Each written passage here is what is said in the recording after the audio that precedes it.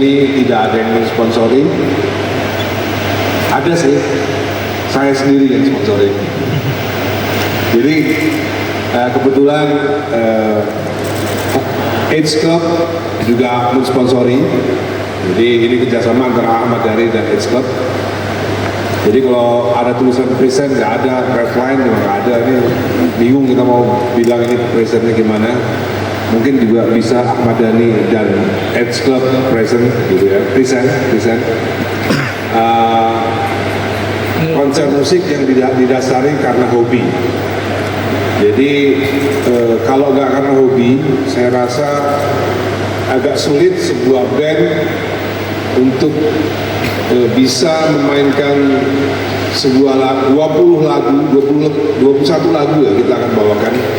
21 lagu yang bukan lagu kami, itu lagu band lain yaitu Queen, dan adalah sebuah effort yang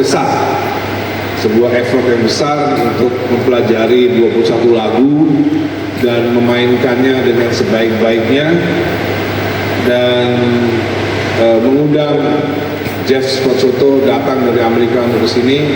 Menurut saya ini adalah sebuah pagelaran seni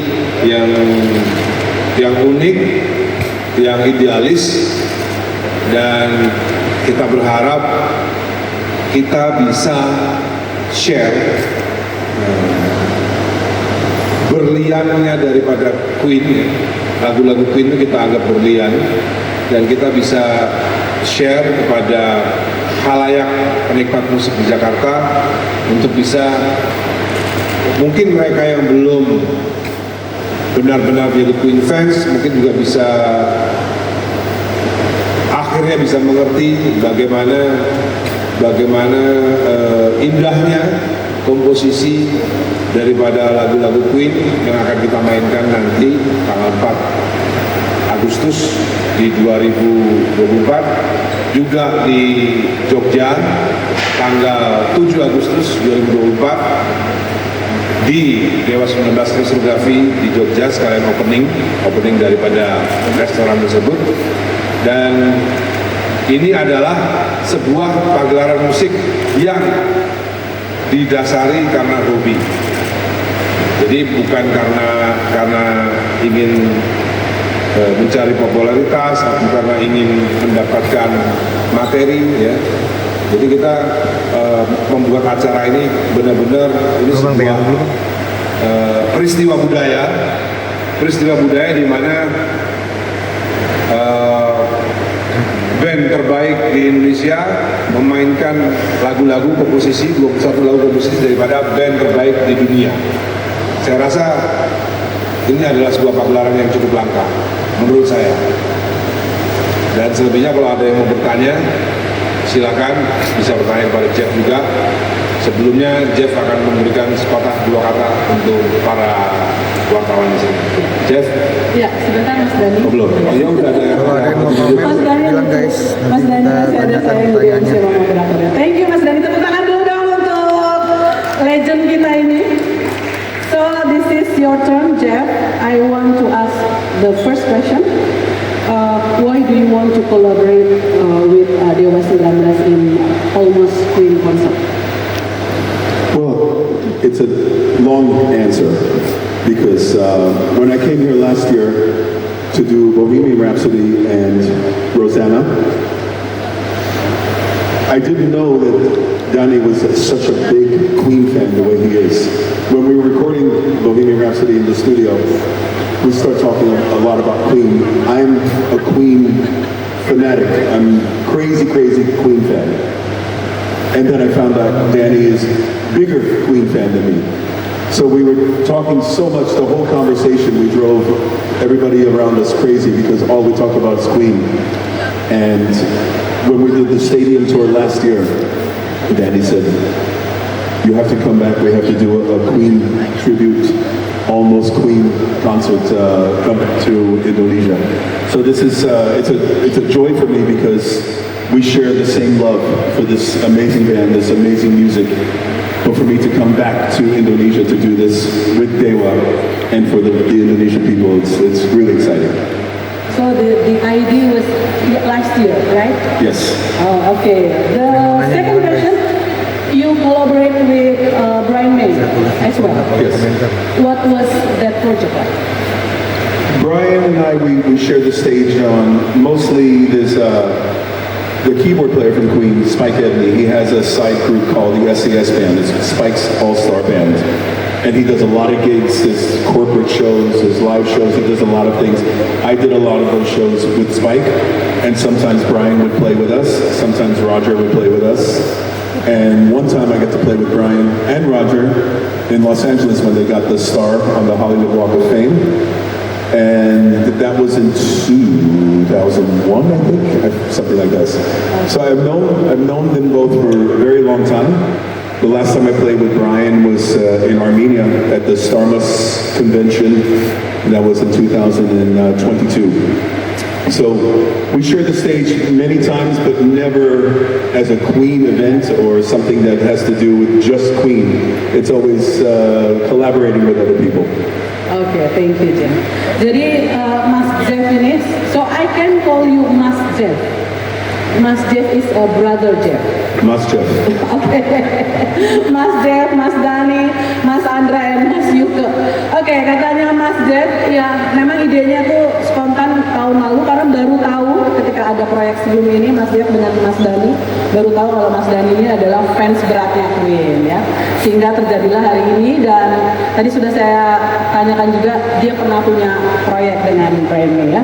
Oke, Mas Andra ada yang mau ditambahkan tentang betapa excitednya kita dengan Almost Queen concert ini dan Mas Andra salah satu dari player yang pastinya akan mendapatkan tantangan. Kalau 21 lagu seperti apa sih? Suka dukanya? Suka dukanya pas latihan karena ini masih akan 2 hari lagi ya. Ya, silakan.